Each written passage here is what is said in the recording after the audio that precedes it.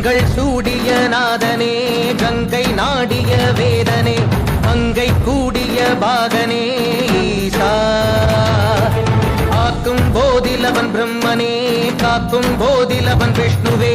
நீக்கும் போதிலவன் ருத்ரனே ஈசா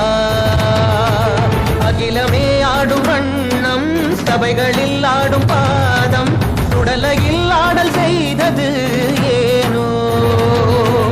அமுதமே வேண்டுமென்று கடலையே கடைந்த போதில் அதில் வரும் நஞ்சையே ஏனோ